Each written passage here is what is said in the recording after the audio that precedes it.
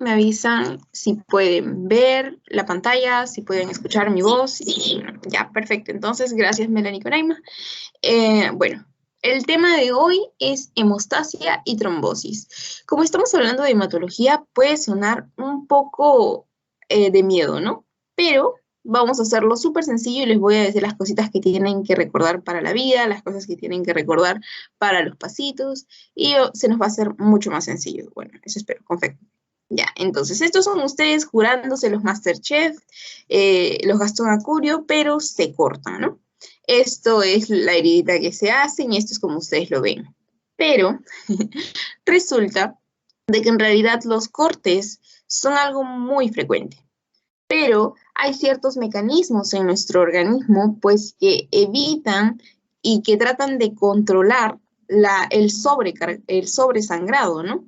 Es decir, de que hay mecanismos en nuestros vasos sanguíneos, pues, que van a decir, hey, estamos perdiendo sangre, vayan, y ahorita les voy a decir quiénes van y taponan, por así decir, la pérdida de sangre que se están produciendo por el producto de estas heridas, ¿no? No solamente en los cortes, sino también en muchos otros casos, ¿no? Como traumatismos en los que quedan heridas abiertas, heridas expuestas. Entonces, hay ciertos mecanismos, les decía, y este mecanismo de regulación de la sangre se le conoce como hemostasia. Este término ahorita lo van a ver. Válgase decir de que del mismo nombre podemos descomponer de todo lo que se trata. Hemo, ya sabemos de qué es sangre, ¿no? Igual estamos en hematología, todo lo que tiene que ver con sangre. Ya, entonces, hemostasia. Hemostasia viene de una condición, viene de un estado. Entonces va a ser un estado en el que la sangre, después me dice hemostasia, y después vamos a ver muchas otras patologías en las cuales también podemos del mismo nombre sacar qué es lo que está pasando. Entonces ya estamos viendo algo en la sangre. ¿Qué va a estar pasando en la sangre? En este caso, si estamos ante pérdidas, si estamos ante heridas expuestas o abiertas, necesitamos un periodo de regulación. No lo confundamos con homeostasis, porque homeostasis es equilibrio entre dos estructuras, entre dos organismos, entre dos cuerpos, ya. Pero hemostasia viene de sangre. Sí, se va a dar un periodo de se va a dar un periodo de equilibrio, un periodo de regulación, sí, pero de la sangre. Así que en este periodo de hemostasia, que va a estar compuesta por fases que ahorita vamos a estar viendo, ¿cuál es el propósito en sí? Pues que muchos organismos vengan, perdón, que muchas estructuras vengan y generen un tapón a esta pérdida, a esta salida de sangre que se está generando. Y para ello van a intervenir, pues, los glóbulos rojos, los principales elementos formes de la sangre, porque estamos aquí en un vasito sanguíneo. Aquí este es el endotelio. Aquí tenemos los glóbulos rojos. Y esto de aquí es algo muy importante que está formando, pero vayan a acordarnos este nombre, que está formando como una especie de red, ¿ok? Así como lo que usan los pescadores para juntar los pescaditos, ya, igual, una red. Y aquí tenemos otros elementos medio estrellados o fragmentados, ¿no? Porque después de todo, las plaquetas son esos, son fragmentos de megacariocitos. Entonces tenemos a los glóbulos rojos, tenemos a las plaquetas y tenemos esta red. Y todos estos van a estar formando un pequeño taponcito. ¿Qué va a tapar esto? Para que la sangre pues ya no salga, porque nosotros no podemos estar perdiendo sangre así como orina, ¿no? Igual tampoco deberíamos orinar mucho. Entonces, ¿qué tenemos aquí? Que cuando usualmente nosotros queremos llenar la tina para darnos una ducha, o cuando queremos juntar agüita en el caño, ¿qué es lo que hacemos para que no se desborde por aquí, para que no haya ese desbordamiento? Ponemos un tapón. Nuestro organismo funciona igual. Hey, estamos perdiendo sangre, taponemos. Y básicamente es eso, la hemostasia. La generación de un tapón, Katy, sí. Vamos a ver aquí de que todo este conglomerado de glóbulos rojos, plaquetas y de toda esta malla, pues va a estar formando este conglomeradito que se va a conocer como tapón plaquetario. Más adelante vamos a ver ese término. Entonces, este pequeño taponcito va a ir ¿A dónde? A donde se ha quedado abierto, a donde está expuesto. ¿Para qué? Para que la sangre deje de salir. Entonces, la sangre va a salir, va a seguir circulando por aquí. Pero, ¿cómo habíamos dicho que tenía que ser el flujo de la sangre? Fluido. Pero si hay algo que está obstaculizando el paso de la sangre, pues ya no va a ser fluido, va a ser turbulento. Es por ello de que este tapón, pasado 48 a 72 horas, tiene que romperse a través de ciertos elementos también propios de la hemostasia de la sangre, pues que va a ser destruido. Ahorita conocemos los nombres de quienes forman el tapón, a través de quienes interactúa y quién lo rompe también, porque es importante. ¿Por qué? ¿Y cómo recordamos esto? Porque cuando ustedes, no sé si todos tendrán su licencia aquí, pero cuando ustedes dejan estacionado su vehículo a un lado de la calle, ¿qué es lo que pasa? No lo pueden dejar ahí parqueado simplemente en plena Panamericana. No, pasan 48, pasan 72 horas y ¿qué es lo que pasa? Viene la municipalidad o vienen la policía y lo retira, ¿no? Viene tránsito, pasadas las 48, 72 horas y lo retira, se lo lleva al depósito. Ya, igual aquí. Esto no va a mantenerse más de 48, 72 horas porque va a romperse para que no obstaculice el paso de la sangre. Porque también vamos a ver de que hay ciertas patologías en las que o no se forma o no se degrada. Entonces, eso es justamente lo que evalúa el laboratorio. Hey, ¿por qué ese tapón no se ha roto? Hey, ¿por qué el tapón ni siquiera se ha formado? ¿Cómo se llaman estos estados? O, ¿por qué es de que esta persona tiene mayor predisposición o probabilidad de generar estos estados hipercoagulables, por ejemplo? Entonces, todo ello son las patologías que puede evaluar el laboratorio. Y si ustedes han entendido esta pequeña y breve introducción, pues esa sería la base de lo que vamos a ver a continuación. El laboratorio de hematología en base a hemostasia, este estado de regulación de la sangre. Y bueno, con trombosis, después vamos a explicar este conceptito que también lo vamos a hacer súper sencillo. Entonces, estos son los contenidos, así se ve súper amontonado, pero como dijimos, así se ve súper lleno, pero si entendimos la primera parte, pues vamos a ver de que se nos hace mucho más sencillo. Pero Katy, la doctora nos lo pone en términos más complejos, así como lo van a ver en su clase. Pero miremos aquí, esto es lo que les pone la doctora y aquí con grafiquitos. Miremos aquí. Entonces, hay una lesión o un daño en un vaso. Ya. ¿Qué es lo que va a hacer el vaso? Hey, estamos perdiendo sangre, vamos a vasodilatar para que salga más en chorro, ya nos morimos ahorita. No, como mecanismo de defensa, como mecanismo vasorreflejo, ¿qué es lo que va a pasar? Vasoconstricción. El vaso va a intentar cerrarse.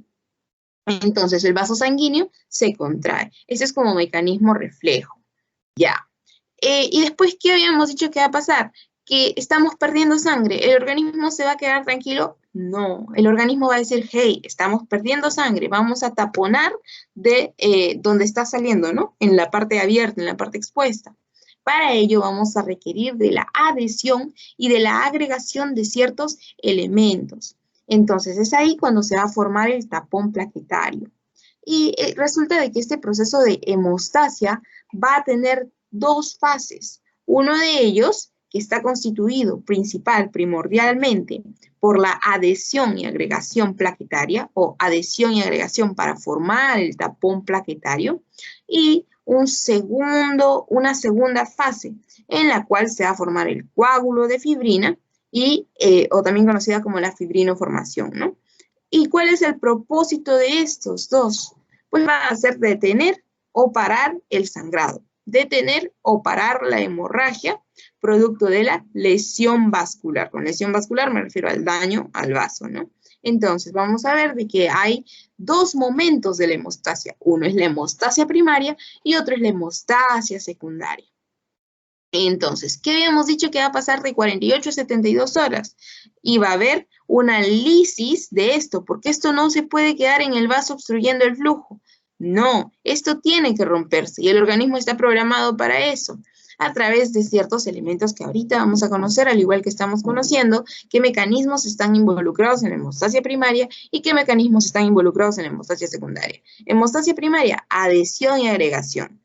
¿Sabemos eso? Perfecto. Hemostasia secundaria, la formación del coágulo de fibrina. Muy bien, entonces aquí se los pongo de manera resumidita. Entonces, el propósito de la hemostasia es detener o parar hemorragias a través de la formación de un coágulo. Listo. Entonces, tiene dos fases. La primera fase o fase primaria. Segunda fase o fase secundaria. Listo. La diferencia es cuál es el propósito de cada fase. Entonces, ¿qué es lo que va a pasar en la primera fase? La pared vascular que hace como acción refleja vasoconstricción, como mecanismo reflejo. Y luego viene la adhesión y la agregación de las plaquetas. ¿Para qué? Para formar el tapón plaquetario. Listo. Y es en esta segunda fase, es en la hemostasia secundaria, que van a intervenir los tan temidos factores de coagulación. Esos que tienen nombrecito raro, los que se les conoce como 1, 2, 3, no hay factor 6 y luego se salta al 7, hay hasta uno que parece Navidad, ¿no? Por el factor Christmas. Sí. También esos son los conocidos y los tan temidos factores de coagulación que vamos a no necesariamente tener que aprendernos todos, pero vamos a ver los datitos más importantes de cada uno de estos, ¿no? Bueno, para este tema. Entonces, estos factores de coagulación van a tener la función, bueno, algunos dicen de que esta cascada pues tiene como propósito formar fibrina. Porque después de todo la fibrina va a ser esta red, esta malla que dice, oye, glóbulo rojo, ven, oye, plaqueta, ven, yo los voy a tener aquí manteniditos para que no se escapen, ¿no? Esta mallita que les decía. Otros dicen que es formar trombina, porque como propósito de trombina, pues va a tener escindir de fibrinógeno a fibrina y al final tenemos fibrina, ¿no? Pero el propósito es de que igual se forme esta red, esta malla que podemos ver aquí en blanco. Listo. Ya. Ahora, entonces, luego de esta red de fibrina, pues que va a tener estas plaquetas agregadas y estos hematíes para la formación del coágulo. Listo. Y esto era lo que les decía. Aquí un resumen de la hemostasia, ¿no? ¿Cuál es el propósito de la hemostasia? El mecanismo que protege de pérdidas sanguíneas tras la lesión vascular. Hay lesión de un vaso, se activa mi hemostasia. ¿Cuál primero? Pues ni modo que la secundaria. Primero va a actuar la primaria. ¿Y qué va a pasar en este periodo de hemostasia primaria? La formación de, o así también conocido como trombo blanco o tapón plaquetario. Porque en la gráfica que pues nos muestran usualmente las plaquetas tienen este color blanquecino, ¿no? Entonces, el tapón blanco. ¿Y qué es lo que va a pasar en la hemostasia secundaria? También se le conoce como el trombo amarillo o por lo que es de fibrina, para darle este sostén a través de esta mallita, ¿no? Que va a estar sosteniendo a los glóbulos rojos, a las plaquetas, pues para que se queden formaditos. Así como esta mallita, esto se deposita en el vaso y ya está. Ya dejas de sangrar, ¿no? Entonces, primero se va a dar la hemostasia primaria, se forma el tapón plaquetario, pero aquí no simplemente es como que decimos, ya se pone esto aquí y punto, pero en realidad no es que simplemente pasa eso, sino que aquí van a intervenir muchos factores como la adhesión, la activación, la secreción y la agregación. Entonces, perdón, están llamando, no sé quién estará llamando. Entonces, habíamos dicho de que en la hemostasia primaria van a intervenir pues todos estos factores, ¿no? Adhesión, activación, secreción y agregación. Y resulta de que, ¿qué va a pasar si no se puede agregar? ¿O qué va a pasar si no se puede adherir? ¿Se llegará a formar entonces este tapón plaquetario?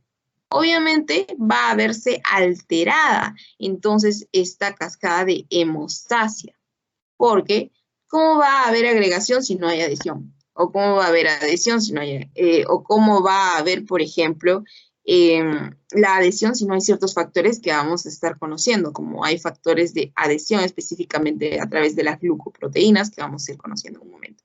Entonces, hasta aquí solamente debemos saber de que no es simplemente, ya, se formó el tapón de frente. No, hay un periodo de adhesión, de activación, de secreción, de agregación, que son muy importantes para la formación de ese tapón plaquetario y puede verse alterada de manera patológica cualquiera de estos. Ahora, en el caso de la hemostasia secundaria, habíamos dicho que tenía como función la formación del trombo amarillo o el de fibrina. Y este pues contribuye a la formación del coágulo sanguíneo, ¿no? A través de esta malla, esta red que decíamos. Y es aquí, habíamos dicho aquí, de que ¿qué es lo que va a pasar? Es aquí cuando intervienen los factores de coagulación. Entonces, como ustedes saben, la cascada de coagulación tiene dos vías, inicialmente, ¿no? La vía extrínseca, la vía intrínseca. ¿Y cuál es el propósito de estas vías? Pues de que ya conversamos, ¿no? De que el propósito es formar fibrina, ya. Pero estas, así como tienen dos desencadenantes distintos, una es más rápida, una es explosiva, una es más lenta, una es por contacto, conocida como vía de contacto, y es más lenta, pues al final van a escindir al final van a converger, perdón, en la vía común, como su mismo nombre lo dice, vía común, porque van al final, en la parte central, vamos a observar en una gráfica, de que tienen en común el complejo TEN-ASA, ¿no? O 10-ASA, TEN en inglés, pero es como que por la figura de un cangrejito, que ahorita también la vemos. Entonces, a través de los elementos o los factores de coagulación de la vía extrínseca y de la vía intrínseca, pues se llega a formar esta hemostasia secundaria, porque ya dijimos de que la cascada de coagulación tiene el propósito de formar fibrina. Y si no hay vía extrínseca, si están dañados los elementos de la vía extrínseca, pues ¿cómo voy a yo converger en la vía común y cómo la vía común va a terminar formando fibrina? Ya. Entonces yo necesito decir, hey, yo tengo que evaluar estos tiempos o de vía extrínseca, o de vía intrínseca, o de quien me esté fallando para yo decir, no, esta persona tiene una alteración en los elementos de la vía intrínseca o de la vía extrínseca. Y para ello también hay ciertos elementos que me pueden ayudar a medir, porque estos tienen un tiempo también en los que deberían cumplir su tarea. ¿Está bien? Es como que a ustedes les dan una semana, no, 3 días o un día para hacer un trabajo, una exposición. Ya. Igual, a los factores de coagulación también les dan cierto tiempo para que puedan hacer su labor y en este rango de tiempo no puede ser ni más corto ni más largo porque en ambos extremos ya puede tener repercusiones, ¿no? No puede ser muy corto, no puede ser más alargado porque eso ya sería patológico. Entonces, por ejemplo, ¿quién mide la vía extrínseca? Y ya lo habíamos hablado en pasitos, sí, para pasitos y para el examen. Habíamos dicho, ¿quién mide la vía extrínseca? El TP. ¿Y quién mide la vía intrínseca? El TTPA. Como habíamos hecho la demotecnia en ese tiempo, habíamos dicho, el nombrecito más corto, solamente tiene 2 letras, de 10 a 14 segundos, ¿no? Más rapidito. Pero este tiene más letras, TTPA, para la vía intrínseca y mide más tiempo, 25 a 45 segundos. Listo, del INR hablamos en un momento, no nos compliquemos todavía. Listo, entonces habíamos dicho de que hasta aquí se forma el coagulito. ¿Y qué pasaba 48 y 72 horas después? Este tenía que romperse, no podía estar obstruyendo el paso de la sangre. Entonces tenía que degradarse. Listo. Y este proceso de degradación de este coágulo se conoce como fibrinolisis. Lisis, destrucción. Fibrino, pues por el coágulo de fibrina. Entonces se va a destruir, degradación del coágulo. Entonces, ¿quién va a venir a degradar el coágulo? Un elemento que está justamente justificado para degradar coágulos de fibrina. ¿Y ese elemento quién es? Plasmina. Entonces, esta plasmina va a degradar el coágulo de fibrina. ¿Y quién mide el tiempo de la acción de la plasmina? El dímero D. El dímero D ya como componente final de toda esta cascada, ¿no? Porque es el encargado de decir, ya, se inició la hemostasia y se destruyó el coágulo de fibrina. Es el que te dice, sí, se realizó todo eso. Check. Ya es como el que está supervisando todo esto. Este es el dímero D. Y es muy importante porque me puede también, me va a ayudar, vamos a ver después, en los casos de trombosis, ¿no?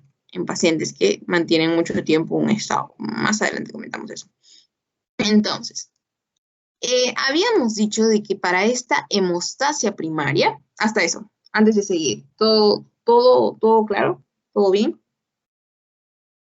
¿Todo entendible? Sí, Caterina. Ya, muchas gracias. Entonces, sigamos.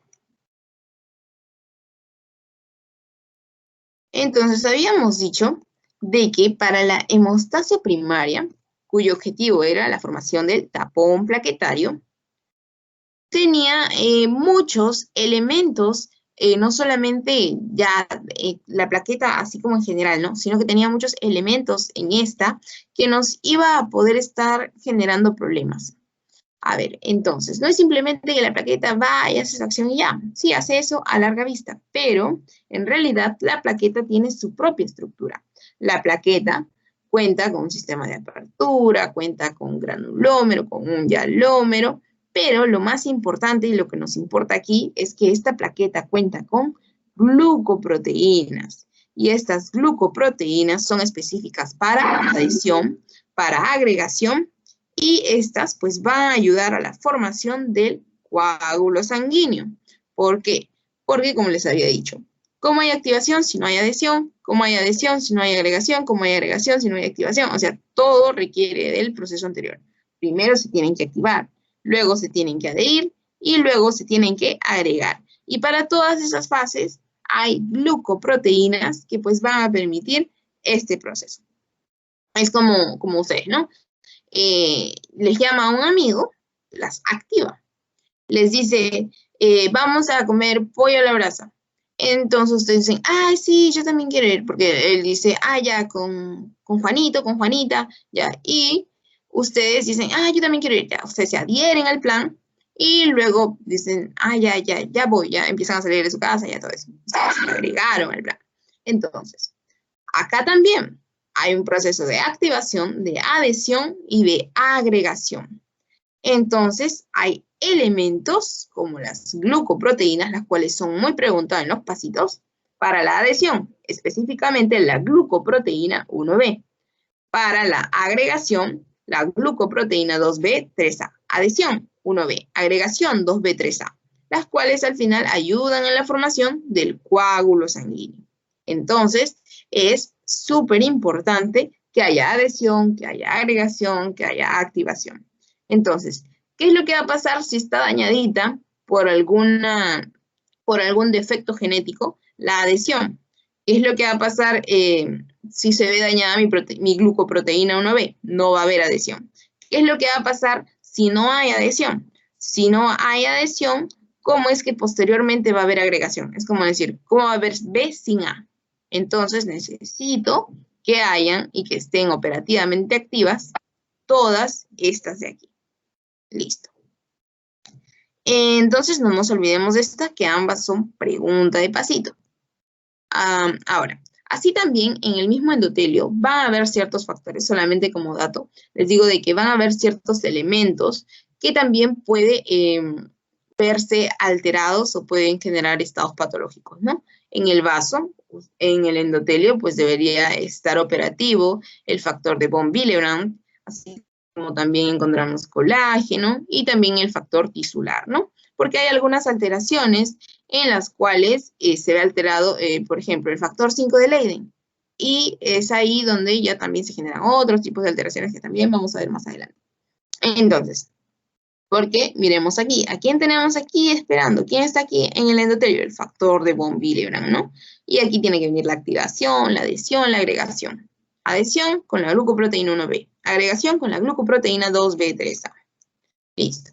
Entonces, si tantos elementos tiene la plaqueta, es por ello justamente de que pueden haber diversas alteraciones en las plaquetas, y eso se le conoce como patología de las plaquetas. Si se ven alterados en su número, una trombocitopenia, es decir, por defecto el número, ¿no? Porque también puede haber muchas plaquetas, ¿no? Entonces estaríamos ante una trombocitosis, y vamos a ver en qué estado se daría. Y también las trombocitopenias, ¿no?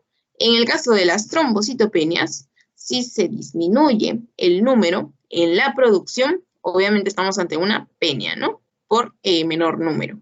Entonces, una disminución del número de trombocitos. O también puede ser de que no solamente se estén produciendo menos, sino podría haber otro caso que podría generar una trombocitopenia como un aumento en la destrucción. Eso sería una causa autoinmune, por ejemplo. Se están destruyendo, no sé, ay, se me fue el nombre. En una combinada grave, una insuficiencia combinada grave, no me acuerdo exactamente el nombre, pero hay una patología, o también conocido como los niños de burbuja, inmunodeficiencia combinada grave, por ejemplo, en los cuales los niños, pues, sus propias defensas, que deberían estar así como está este gráfico defendiendo contra parásitos, contra virus, entre otros, pues están destruyéndose. Entonces, por eso son conocidos como los niños de burbuja, ¿no? Porque no tienen defensas. Entonces, tienen que estar solamente en un ambiente en el que no haya otras personas, sino solamente ellos, porque solo su organismo está tolerando lo de ni siquiera sus propias defensas, sino solamente ciertas células de él. Entonces, por ello se le conocía como los niños de burbuja, ¿no? Los niños astronautas. Ya. Después aquí tenemos las trombocitopatías, en los cuales estos, pues en sí, son patologías de las plaquetas, pero no del número, sino de la función. Y como les había comentado, pues puede haber problemas aquí ya con dibujito, o en la adhesión, o en la agregación, o en la secreción. Entonces, si hay problema en la adhesión, ya sabemos quién podría estar fallando. Glucoproteína 1B. Si hay problema en la agregación, ¿quién podría estar fallando? Ya, la glucoproteína 2B, 3A. Entonces, todos esos son importantes. Y es pregunta de pasito.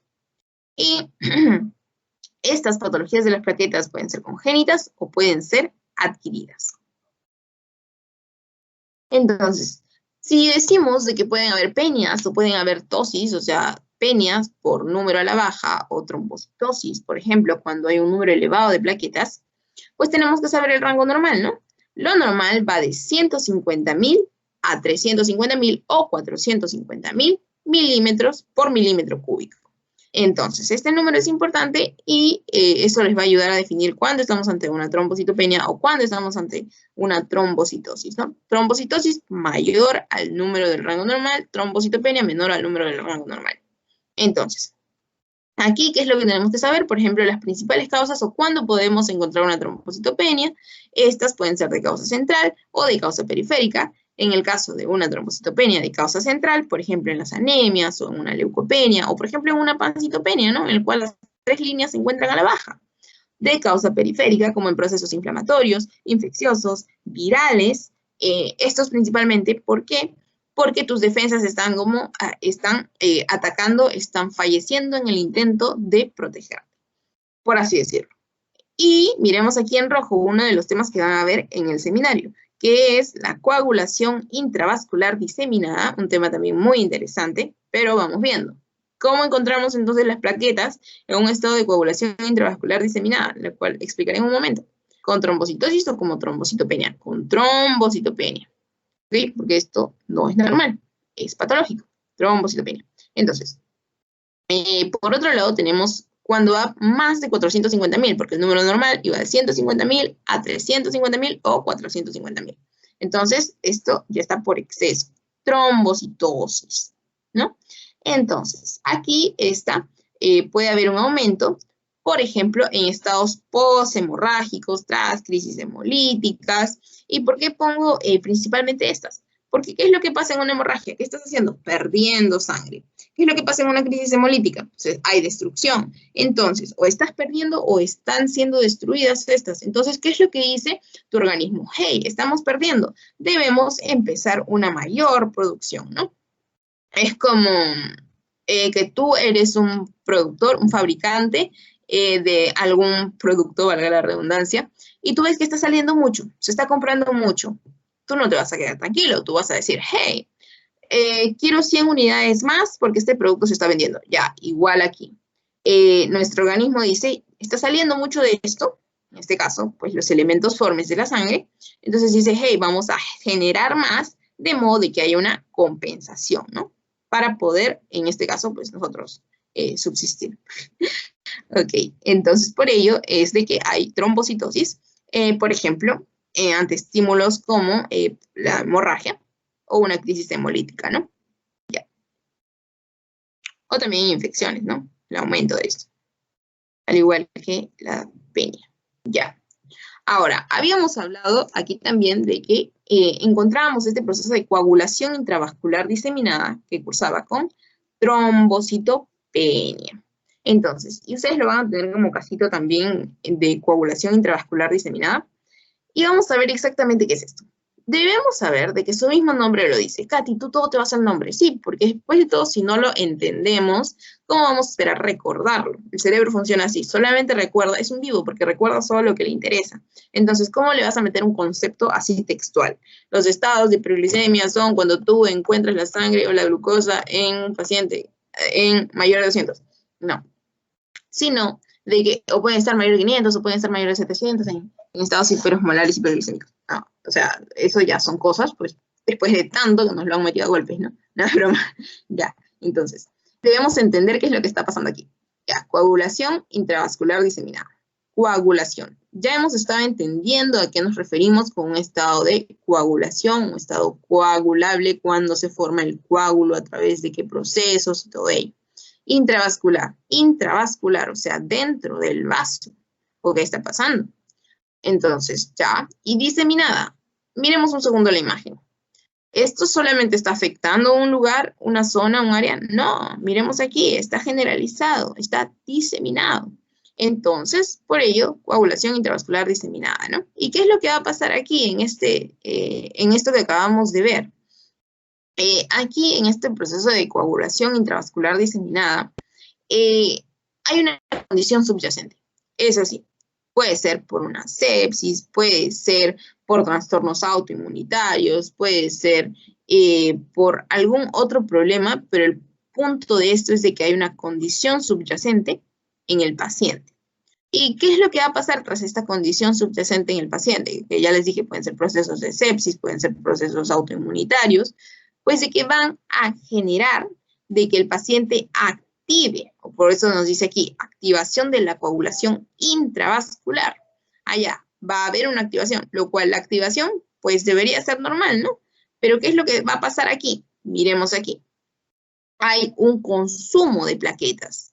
Se van todas las plaquetitas que están así de lo más normal, de lo más tranquilas, ¡pap!, se van a la baja, justamente para tratar de estar al nivel de todo este proceso que está ocurriendo en nuestro organismo en este estado, ¿no? De coagulación intravascular diseminada. Ya, entonces hay un consumo de plaquetas. Todas las plaquetitas que se están formando se están consumiendo. Ah, por eso estábamos en plaquetopenia. Sí, por eso. Después también, ¿qué más se va a consumir? Se van a consumir los factores de coagulación. Y si yo me quedo con factores de coagulación consumidos, agotados, cuando entre el marcador, por así decirlo, cuando entre el marcador a buscar los factores y tengo todos mis factores completos, entonces, ¿cómo es de que los voy a encontrar? Los tiempos prolongados, porque ya no, es como que te vas a demorar más en buscarlo. Hey, ¿dónde está el factor 12? Hey, ¿dónde está el factor 8? Es como que se va a demorar más en buscarlos. Es por ello de que los tiempos están prolongados, porque se han consumido estos factores de coagulación. Porque después de todo, para que haya coagulación, ya dijimos que tiene que haber 2 fases y todo ello, ¿no? Entonces, estos tiempos van a estar prolongados, tanto el PT, que medía la vía extrínseca, y el TTPA, que medía la vía intrínseca.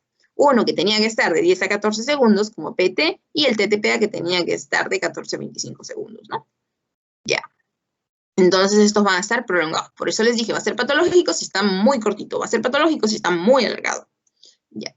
Y también, ¿qué es lo que va a pasar aquí? Vamos a ver de que quién era el que evaluaba entonces que este proceso de hemostasia se haya iniciado y se haya terminado correctamente, el dímero D. Pero aquí no se ha iniciado ni se ha terminado correctamente, todo está alterado. Entonces, el dímero D, ¿qué es lo que va a pasar? Va a estar aumentado también. Prevenido. Ya, igual son libres de hacerme una pregunta, de prender su audio y decir, Katy, no se entiende. Ya, entonces sigamos. Perdón por el breve reminder. Ahora, entonces, ¿qué es lo que va a pasar? Va a haber una alteración en el depósito de fibrina y también en el de la fibrinólisis. Entonces, el dímero D, ¿qué va a decir? Hey, aquí no se ha iniciado ni se ha terminado bien. Por ende, es de que no se ha podido romper este coágulo correctamente y está generando problemas, como por ejemplo las púrpuras, las petequias, la cianosis distal, gangrena, entre otros, ¿no? Aquí hay alguna, la clínica que puede presentar el paciente, ¿no? Como pueden ver estas manchitas. Válgase decir que cuando ya van por más de 1 centímetro, pues ya se les conoce como equimosis. Después las púrpuras van de 4 a 10 milímetros menos de 4 milímetros, pues ya son petequias. ¿Qué más? Aquí. ¿Por qué es que mencionamos en la clínica que puede haber disfunción renal, cardíaca, en el sistema nervioso central, a nivel pulmonar, o pueden haber hepatopatías? Bueno, lo de las hepatopatías lo vamos a mencionar en un momento. Válgase decir de que todas estas células pues son generadas, son creadas en el hígado, ¿no? Es el creador de estos factores de coagulación. Entonces, al haber algún daño, pues nosotros vamos, de estas vías, pues vamos a pensar de que hay algún daño hepático. Pero, ¿y por qué el renal, cardíaco y todo ello? Porque todo este proceso pues va a estar contribuyendo, más el daño endotelial, pues va a estar contribuyendo a estados de trombosis, que es el segundo tema que vamos a estar viendo. ¿Y qué es lo que va a pasar con esta trombosis? Pues al final me pueden generar una isquemia de órganos como el riñón, como el corazón, como el pulmón, entre otros, ¿no? Estos son los órganos que pueden verse dañados, por ejemplo. Porque vamos a ver de que el daño endotelial, hipercoagulabilidad, el estado de éstasis, es conocido esos tres como triada de Virchow, y esta triada pues va a contribuir a un estado de trombosis. ¿Y qué es lo que pasa con la trombosis? Pues puede generar isquemia de ciertos órganos. Entonces ven cómo del mismo nombre o de todo lo que hemos estado revisando previamente es que hemos podido entender este cuadrito. Espero que también lo hayan entendido. Entonces, al final de esto, ¿qué es lo que va a pasar? En esto que habíamos hablado del consumo de plaquetas, consumo de los factores de coagulación, aumento del dímero D, porque no hubo una correcta fibrinolisis, por ejemplo, de este coágulo, de este tapón plaquetario, hay una coagulación desordenada. Entonces eso va a generar sangrado, estos microsangrados, ¿no? Porque son pequeñísimos, pero al final miremos cómo se ven, ¿no? Mayor de 1 centímetro, equimosis, púrpuras, petequias. Ya. Entonces, básicamente ello, ¿no? Por ello, el mismo concepto te dice que es un exceso de coagulación, donde hay trombosis con consumo de plaquetas y factores de coagulación. Esto de consumo de plaquetas y factores de coagulación es muy importante porque va a ser preguntado en el pasito. Ya, entonces, vamos a seguir viendo. Entonces, hasta aquí, ¿todo claro? ¿Sí? ¿Se entiende? Sí, Caterina. Perfecto, muy bien. Gracias. Entonces, hasta aquí habíamos estado hablando de, aquí qué era lo que pasaba, ¿no? Las peñas, todo se iba a la baja. Pero también pueden haber alteraciones no solamente en el número, sino también en la función. Si hay alteraciones o hay anomalías funcionales de la plaqueta, hablábamos de función. ¿Y cuáles eran las funciones de las plaquetas? Activarse, adherirse y agregarse para formar el tapón plaquetario. Si hay una alteración, por ejemplo, en la glucoproteína 1B, no hay adhesión. En la 2B3A, no hay agregación. Si no hay adhesión, ¿cómo va a haber agregación? Si no hay agregación, ¿cómo se va a formar el tapón plaquetario? ¿Cómo van a venir más plaquetas? Entonces, pueden haber personas en las cuales se ven alteradas su glucoproteína 1B o su glucoproteína 2B3A. Por ejemplo, y estas tienen un nombre específico, o un epónimo, ¿no? En este caso, en el defecto de la glucoproteína 1B o en la alteración de la glucoproteína 1B, se le conoce como enfermedad de Bernard-Solier. Pero si se ve alterada o se ve enfermita, por así decirlo, la glucoproteína 2B3A, pues esta es la tromboastenia de Glassman. Entonces, si hay alteración de la glucoproteína 1B, no hay adhesión. Ya. Entonces, ¿qué es lo que va a pasar aquí? Hemorragias. ¿Por qué? Porque no está formándose el tapón plaquetario. Igual acá. Si hay un déficit en la agregación, ¿cómo van a venir más plaquetas? Lo que les explicaba al comienzo, ¿no? Entonces, ¿qué es lo que va a pasar aquí? En la tromboastenia de Glassman, diástasis hemorrágica, es decir, la predisposición al sangrado. Entonces, enfermedad de Bernard-Solier, tenemos por déficit de glucoproteína 1B, y en la tromboastenia de Glassman va a haber una alteración o puede darse por ausencia de la agregación plaquetaria, es decir, por alteración en la glucoproteína 2B3A. Características también pueden preguntarles de estas dos patologías, como que ambas son enfermedades autoinmunes recesivas, ¿no? Por herencia autoinmune recesiva, perdón. Listo. Entonces, esto también es pregunta de pasito. Bernard-Solier, 1B. Glassman, 2B, 3A. Glucoproteína. Listo. Eso es pregunta de pasito. Y ahora factores de coagulación que formaban parte de la primera o la segunda parte de la hemorragia, de la cascada de coagulación. Perdón, se me fue el nombre. De la hemostasia primaria o secundaria. De la hemostasia secundaria. Factores de coagulación formaban ya parte del proceso de hemostasia secundaria. Porque primera fase, primaria, ¿quién era? Ya, las plaquetas, como el tapón plaquetario. Pero en los factores de coagulación vamos a ver de que pues al final estos también son preguntaditos y me van a formar el tapón amarillo, también conocido así, ¿no? Entonces, quiero que cuenten conmigo ahí mentalmente, que es 1, 2, 3, 4, 5 y no hay factor 6. No, si ven una respuesta en el pasito que tiene factor 6, les están mintiendo. Eso es espuria, porque no hay factor 6. Después tenemos factor 7, factor 8, factor 9, factor 10, factor 11, factor 12, factor 13 y terminamos con este, ¿no? El 13, que es el estabilizador de la fibrina. Después tenemos estos dos de aquí, que son la proteína C y S, principalmente voy a mencionar estos dos. ¿Por qué? Porque estos dos pues van a equiparar la balanza. Es decir, de que si estos ayudan a la formación del coágulo, proteína C y S, ¿qué es lo que hace? Estas van a decir, hey, no coagules mucho. Es decir, de que van a ir al otro lado de la balanza a decir, hey, no, hay mucha coagulación. Hay que contrarrestar esto. Son como los contrarreguladores, o también les voy a mostrar una imagen para que todo se vea más, los procoagulantes y los anticoagulantes, por así decirlo. Estos procoagulantes y aquí anticoagulantes. Que no haya mucha coagulación, porque eso también es patológico. Entonces se activa la proteína C y S. Ya. Entonces, tenemos que conocer alguno de estos nombres. No se olviden, no hay factor 6. Y también en estos de aquí tenemos que conocer lo siguiente. Estos de aquí, los que se los mencioné en su tiempo. Los factores vitamino K dependientes. Válgase decir de que todos estos son producidos en el hígado. Por eso está aquí, no está solamente de modelo. Todos estos factores de coagulación son producidos en el hígado. Entonces, si mi hígado está enfermito, puede haber una alteración en estos factores, ¿no? O después se puede manifestar en patologías.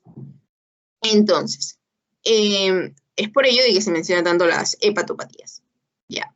Entonces, va a ser muy importante también que nosotros conozcamos cuáles son los factores vitamina K dependientes porque son muy preguntados. En el caso de, ¿a qué nos referimos con vitamina K dependientes, no?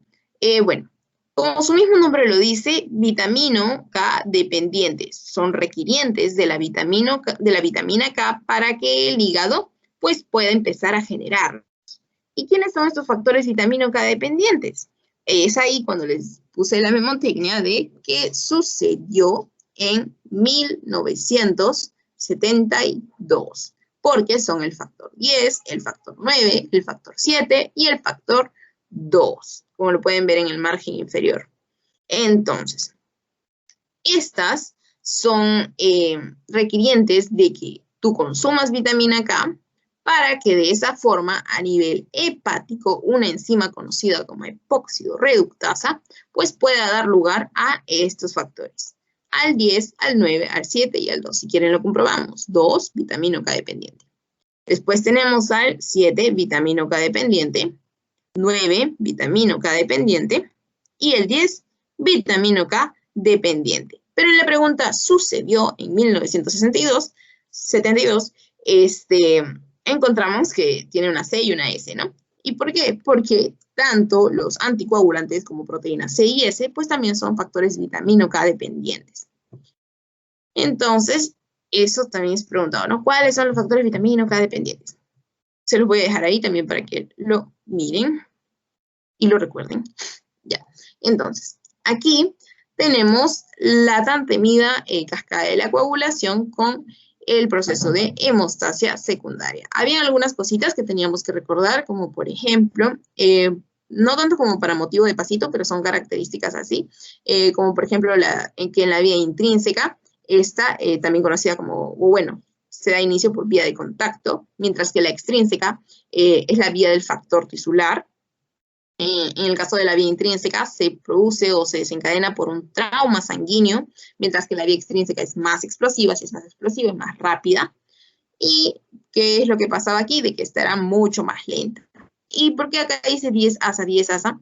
Porque ambas al final van a converger en la vía común. Y esto se va a dar aquí justamente en la formación del complejo tenasa o 10 asa. ¿Y por qué tenasa? Porque eso es como si sería el cuerpo del cangrejito y aquí sus pincitas, ¿no? Hay que ponerle un poquito de imaginación. Ya. Entonces, habíamos dicho, ¿qué más teníamos que recordar aquí? Que vía intrínseca era medido por el más largo, ¿no? El TTPA. Y como era el más largo, más tiempo, 25 y 45 segundos. Y vía extrínseca, ¿qué teníamos aquí? ¿Quién lo medía? El TP. ¿Cuánto tenía que ser esto? De 10 a 14 segundos. Y teníamos la vía común, que ¿quién evalúa la vía común? El INR, ¿no? Y es menor de 1,5 para que sea normal. Por eso acá te ponen de 0,93 a 1,3. Y habíamos dicho, ¿qué más dijo Katy? Ya, dijo de que teníamos que formar, ¿cuál era el propósito de la hemostasia secundaria o de los factores o de la cascada de coagulación? Formar fibrina, ¿no? O también les dije formar trombina para que el fibrinógeno se convierta a fibrina, ¿no? A través de esta escisión. Ya. Entonces, tenemos fibrina, porque la fibrina al final iba a ser la red, iba a ser quien esté sosteniendo este coagulito. Ya. Bueno, principalmente ello con respecto a esto. ¿Qué más teníamos que recordar aquí? Ya. Listo. Entonces, en el tiempo de trombina ya dijimos, de 10 a 14 segundos. Pero ¿qué es lo que pasa si tú tienes un examen de laboratorio en el que te viene un tiempo de protrombina, TP, protrombina, aumentado? Ya, entonces tú dices, hey, entonces yo tengo que pensar en una alteración, principalmente en quién vas a pensar. ¿Quién produce esto? El hígado. Puede haber una afectación hepática, por ejemplo. Y veamos aquí qué es lo que nos dice nuestra teoría. Dado que estos son sintetizados en el hígado, es de que pues yo puedo estar sospechando de alguna hepatopatía, pero no simplemente voy a sospechar de cualquier hepatopatía, sino de que hay ciertas pruebas que me van a decir, hey, el problema no está solamente en el hígado, sino el problema está en la vía extrínseca o el problema está en la vía intrínseca. Y eso se va a medir pues con los tiempos, ¿no? O de protrombina o de TP para la vía extrínseca o TTPA si el problema está en la vía intrínseca. ¿Por qué? Porque el tiempo de protrombina, miremos qué factores evalúa. Evalúa principalmente la vía extrínseca de la coagulación. ¿Por qué? Porque miremos a quiénes evalúa. Al factor 2, al 5, al 7 y al 10. Miremos aquí, en la vía extrínseca, ¿quién tenemos? Al 10, tenemos al 5, tenemos al 7. Ya. Si evalúa más de esta vía, obviamente el tiempo es de la vía extrínseca, ¿no? Porque vemos de que evalúa varios elementos de esta. Entonces, es por ello de que esta vía es evaluada por el tiempo de protrombina. Ya. Eso también es preguntado. ¿Qué factores se ven evaluados? Y esos también les recomiendo que los resalten. Entonces, este va a medir la vía extrínseca, pero también mide la vía común. ¿Por qué va a medir la vía común? Porque ustedes creen que la vía intrínseca solita va a formar la vía común. No, si no hay vía extrínseca no se va a formar la vía común. Entonces es una manera indirecta también de medir la funcionalidad de la vía común. Después también va a medir 3 de 4 de los factores de vitamino K dependientes, ¿no? 3 de 4 de los factores K dependientes. Porque habíamos dicho que era el 10, el 9, el 7 y el 2, 4. Pero este mide 3. Aquí tenemos a 7. Tenemos al, el 9 está acá, no. Tenemos al 10, tenemos al 7 y tenemos al 2. Es por ello de que dice 3 de los 4 factores vitamino K dependientes. ¿Qué más? Ya, principalmente ello con respecto al tiempo de protrombina. Ya explicamos por qué mide esos tiempos. ¿Y en qué condiciones se vería prolongado este tiempo de protrombina? Pues se va a ver prolongado, por ejemplo, en el caso de deficiencias anormales. Si no hay factor 7, si no hay factor 5, si no hay factor 10, si no hay factor 2, si no hay fibrinógeno, ¿cómo se va a llevar a cabo toda la convergencia en la vía común y que al final se forme, por ejemplo, la fibrina? Obviamente, si no hay factor, imagínense que falta este. Imagínense que falta este. Es como que ustedes tengan una mesa con solo 2 patas. ¿Cómo se va a sostener esa mesa? O con solo 3 patas. Muy difícil que se sostenga esa mesa. Entonces, ello pues va a generar alteraciones si hay algún déficit de alguno de estos factores de la coagulación. Así como también se van a prolongar si es que hay, por ejemplo, terapias antivitamina K. ¿Por qué es que se va a prolongar?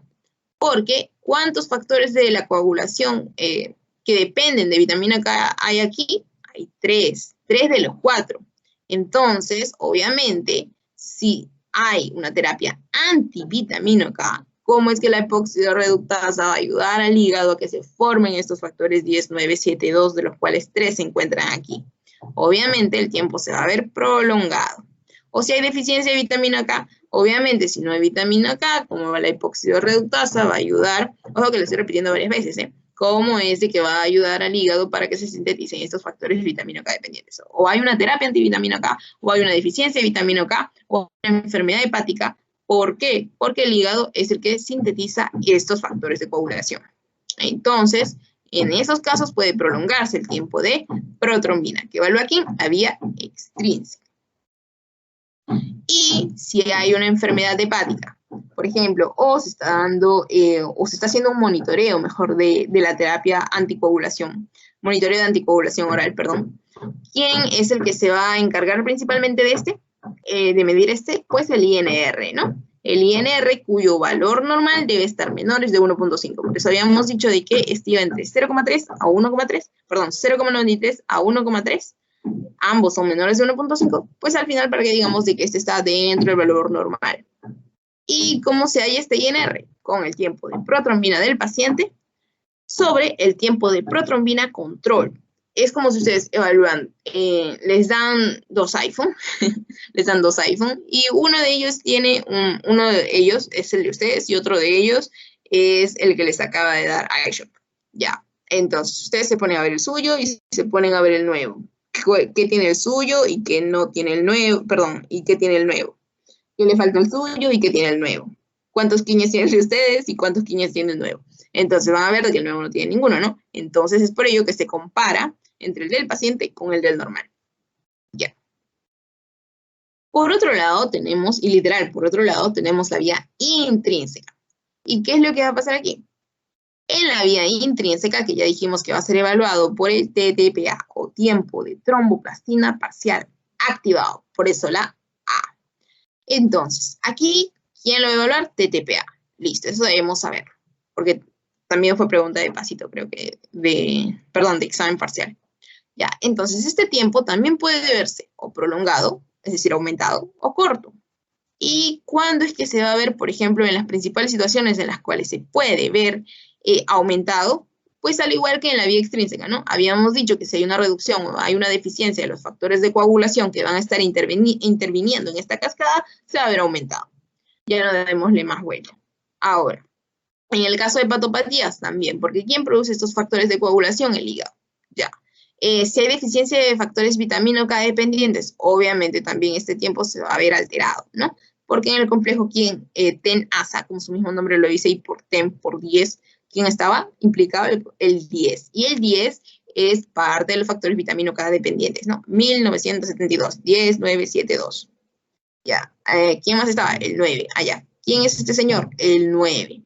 Allá también tiene factores, entonces, vitamina K dependientes. Entonces, al haber una deficiencia de vitamina K, entonces también va a verse alterada esta vía.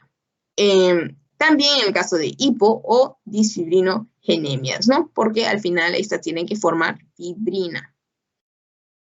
Y convergiendo en la vía común, ¿no? Y cuando se va a ver más corto, por ejemplo, cuando hay un marcador o factor de riesgo de hipercoagulabilidad, ¿no? En estos casos, pues se va a ver más acortado el tiempo, también lo vamos a ver los factores de hipercoagulabilidad, ¿no? Que nos predisponen o que predisponen a la persona a un estado de trombosis.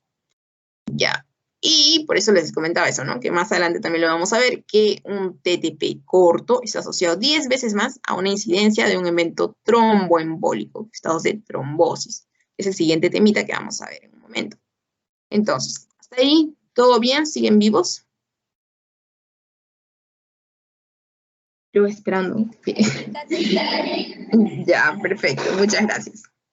Entonces, sigamos. Ahora, les había dicho de que el laboratorio podía ser capaz de decir, el problema está en la vía extrínseca, el problema está en la vía intrínseca. Ya, y justamente hay ciertas pruebas, o está conocido como el test de mezclas, que te permite decir, es como que tú tienes un rompecabezas, ¿no? Otro ejemplo. Tú tienes un rompecabezas y te falta una pieza del rompecabezas. Entonces, pues tú vas a ir probando, por ahí te encuentras varias piezas de otros rompecabezas tirados, entonces le vas poniendo, a ver cuál queda, ¿no? A ver si es alguna de las piezas que se te perdieron anteriormente. Entonces, es igual aquí. ¿Te falta algún factor? Te voy a poner ese factor para ver si se corrige el defecto. Si se corrige el defecto, es porque verdaderamente te faltó ese factor, para que puedas seguir tu vida feliz con tu cascada de coagulación. Te pongo ese factor. Y a eso se le conoce como corrige o no corrige.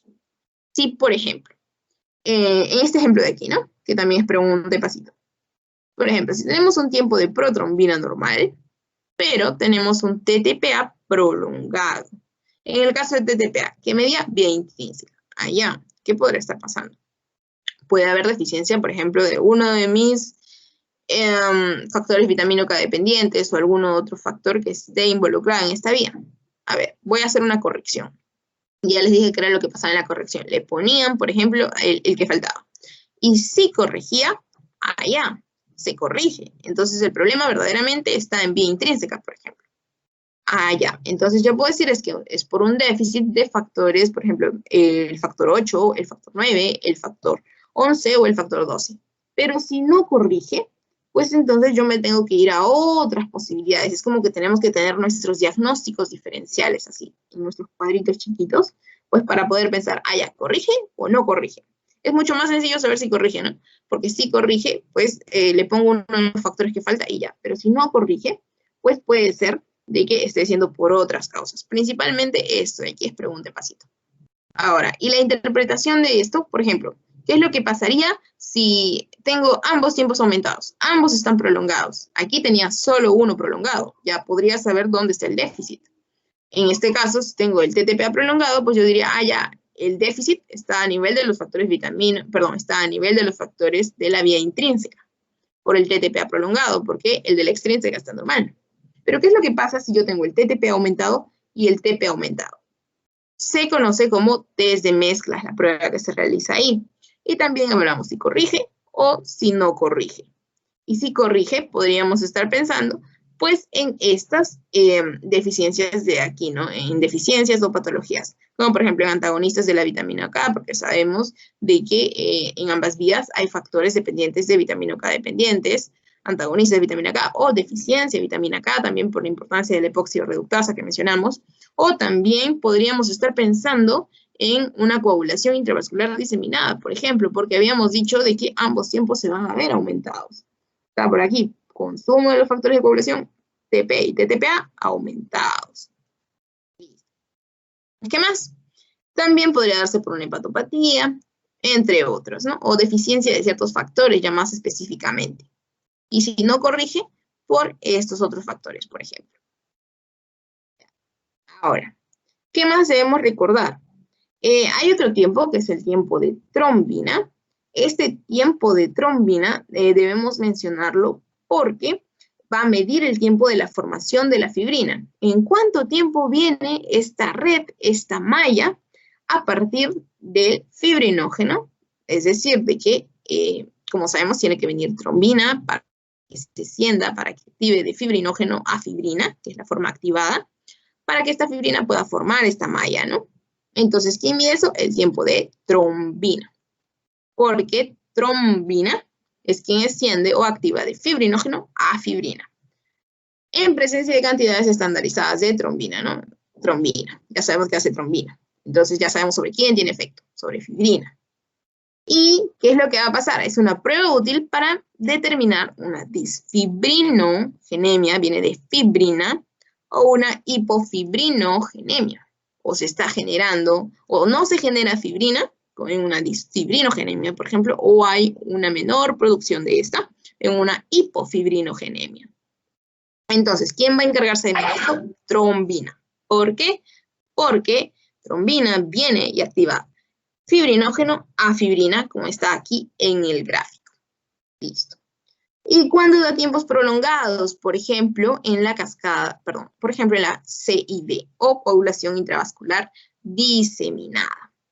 Y también puede estar prolongado en presencia de heparina o en hiperfibrinólisis primaria. Se está en este proceso, bueno, ya primaria, es decir, de que ya venía con el pequeño ser que nació, en presencia de productos de degradación de fibrinógeno, fibrina también. Entonces, pues, en estos casos puede estar prolongada, porque habíamos dicho de que estas patologías pueden ser adquiridas o congénitas, ¿no? Entonces, bueno, en este caso nos menciona la forma primaria. Pero bueno, lo principal es que da tiempos prolongados en estos cuadros, ¿no? Ya. Y en el caso del fibrinógeno, el que tenemos aquí, el que va a ser activado por trombina más bien, ya estamos llegando a la última parte de todo este esquema. Como sabemos, bueno, valores de referencia entre 1,8 y 4 gramos por litro. ¿Y qué es lo que va a pasar con este? Va a presentar valores aumentados en procesos infecciosos e inflamatorios, como cirugía, sepsis, cáncer o aterosclerosis, ya que, ¿qué es lo que pasa con el fibrinógeno? El fibrinógeno, es más, también en los casos de COVID, era utilizado como un marcador. ¿Por qué? Porque es un reactante de fase aguda. Reactante de fase aguda, los cuales también mencionamos, si no me equivoco, en tema de... Ah, no, como ustedes no hemos visto COVID todavía. Ya, olviden. Ya, bueno, pero en hepatopatía, si no me equivoco, revisamos ciertos reactantes de fase aguda, como PCR también. Ya. Proteína C reactiva. No reacción en cadena de polimerasa, por si acaso. Ya. Entonces, este es un reactante de fase aguda, fibrinógeno. Y me dice que los niveles de fibrinógeno también aumentan de manera fisiológica, como la edad, como la masa muscular, con el embarazo. Bueno, el embarazo es un estado transitorio. Pero también como por ejemplo, el tabaquismo, el estrés, el uso de anticonceptivos orales. Entonces, ahí también se puede ver aumentado. Pero no nos importa tanto cuándo es que se ve aumentado en este caso, sino más bien cuándo lo encontramos disminuido.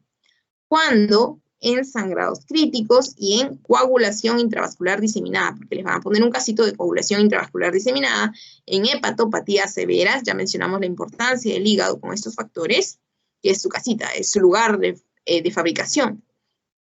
Y porque se ve consumido todo esto, ¿no? Entonces, todo ello disminuye el fibrinógeno. En este caso también, entonces.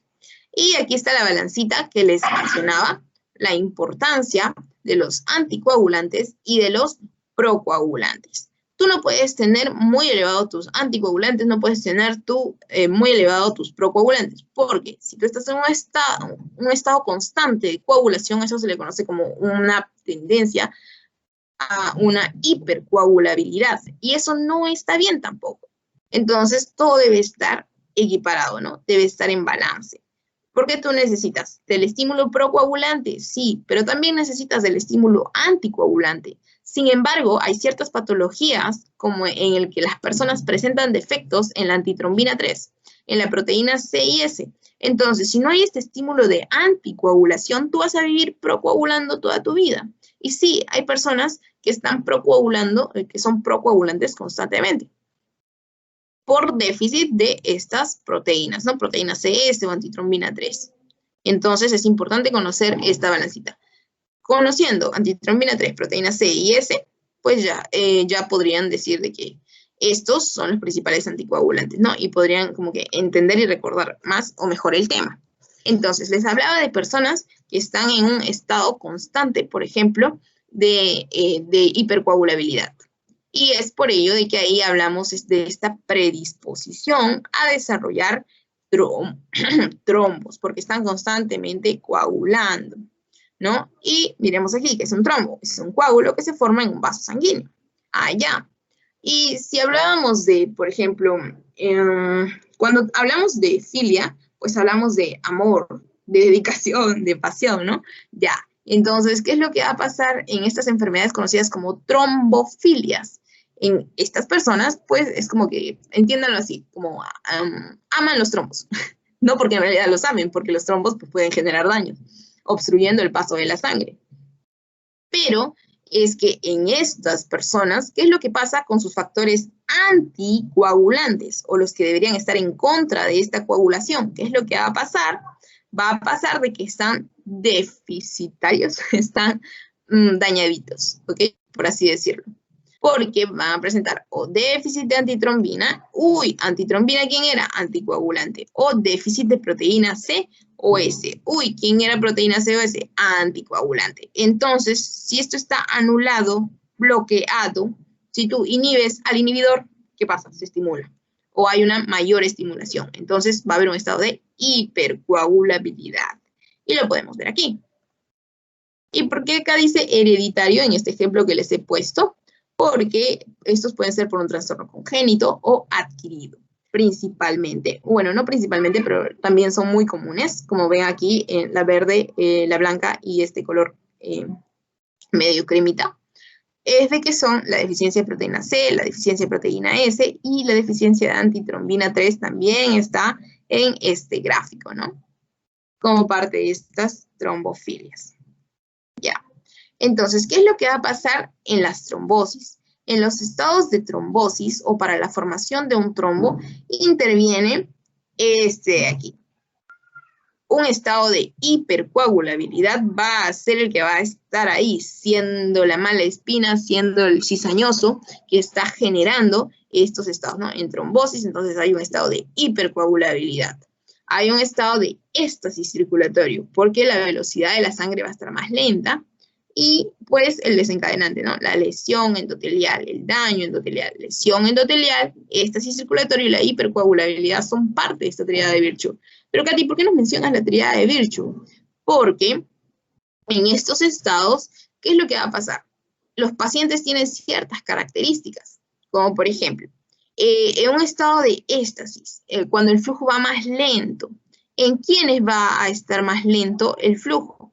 Pues va a estar más lento el flujo en personas que están inmovilizados. Por eso es de que también les dan esta clase de tratamiento a las personas que están postoperados o que están en cama por muy largo tiempo. Porque ustedes se imaginan de que como un efecto adverso a su tratamiento o a su operación que ustedes han realizado, el paciente empiece a desarrollar trombos y se les complique.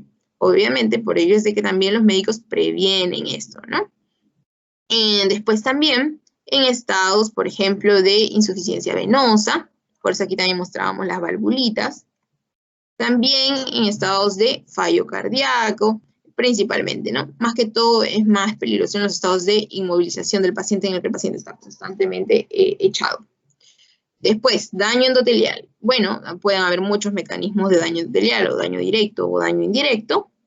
Y en el caso de la hipercoagulabilidad, ¿no? Pueden ser por estados hereditarios o adquiridos. Adquiridos como malignidad o alguna terapia de reemplazo de hormonas, anticuerpos anticardiolipinas, que te da el síndrome antifosfolipídico, en el cual las mujeres hasta pierden al bebito en el embarazo, porque el embarazo es un estado de hipercoagulabilidad, como lo podemos ver aquí, embarazo, hipercoagulabilidad, porque hay un estado también de éstasis. ¿Y quiénes más están en un estado de éstasis?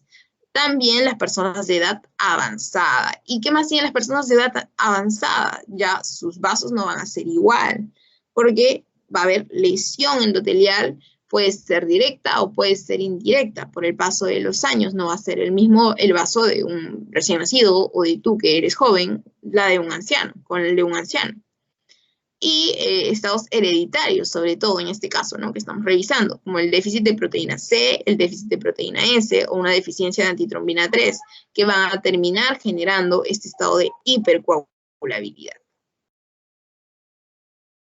Entonces, aquí tenemos una clasificación donde podemos ver de que en sí, predominantemente, la deficiencia de antitrombina 3, la deficiencia de proteína C y S, pues son más considerados como patologías primarias, porque secundarias, de manera adquirido, son estados hipercoagulables, el del embarazo, de inmovilidad generando éstasis por el flujo lento de sangre, estados de trauma por la lesión endotelial, hey, tríada de Virchow.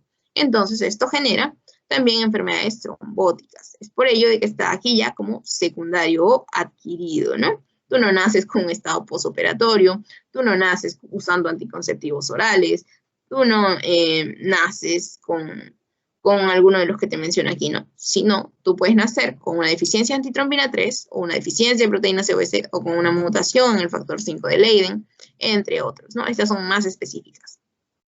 Y estas ya son adquiridas. Y, o sea, yo voy a estar así, oye, te voy a hacer un estudio de trombofilia primaria, y a ti también, a ti también, a ti también. No, hay personas en las que está indicado este estudio, como por ejemplo, en personas que nunca antes han hecho esta clase de trastornos, ¿no? O es inusual en estas personas. Es decir, de que no tienen un lazo familiar con respecto a este. Y es o estados de trombofilia familiar. Entonces, si no es familiar, ¿qué estará pasando en este paciente? Después, si es, por otro lado, si hay historia familiar, también tengo que hacerle porque puede haber predisposición genética.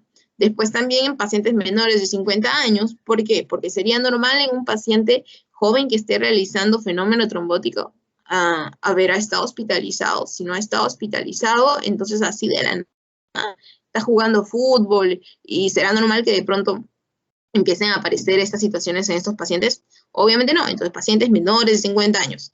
¿Por qué ya no o por qué no te ponen aquí mayores de 50 años? Porque las personas obviamente mayores de 50 años ya son personas de edad avanzada, es decir, la sangre corre más lento por sus venas, por sus arterias, por sus vasos.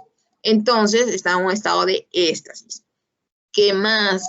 También forma parte, el éxtasis, como habíamos mencionado aquí, de la tríada de Virchow. O qué tal si al ser mayores de edad les han operado de la cadera. Allá también son predisponentes pues a todo este desencadenante, ¿no? Estados de trombosis. ¿Por qué? Porque han sufrido o porque al encontrarse inmovilizados, pues la sangre también va a formar estos estados de éxtasis e hipercoagulabilidad. Aquí estábamos, listo. Entonces, es por ello de que aquí también personas recurrentemente que han tenido trombosis o historia de trombosis, o si nunca antes les ha dado trombosis o trombosis en sitios inusuales y una edad de menos de 50 años, ¿no? Por ser pacientes jóvenes. ¿Qué hace un paciente joven con esto?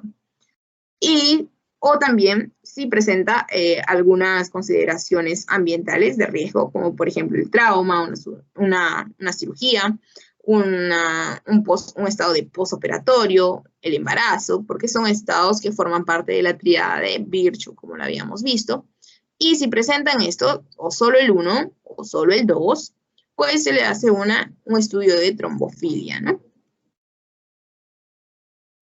Pero como podemos ver aquí, algo más que quería mencionar es de que esto es primario, mientras que esto es secundario. ¿Por qué es secundario A? Porque es provocado por un trauma, o por el embarazo, cuando el embarazo es transitorio.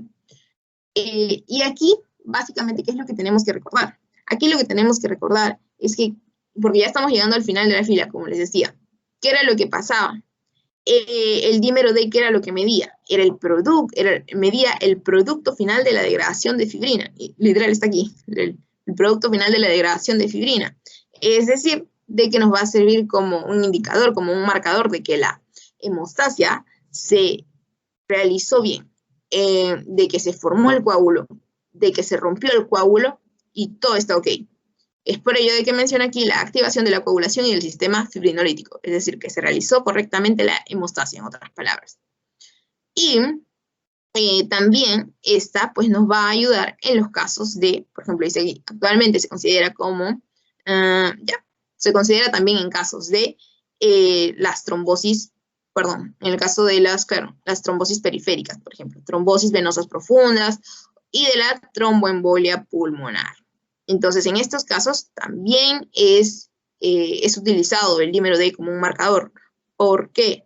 Porque en estos estados, ¿qué es lo que pasa? Tromboembolia, allá, formación de trombos. ¿Qué hace ese trombo ahí? ¿Por qué no se deshizo después de las 48 a las 72 horas?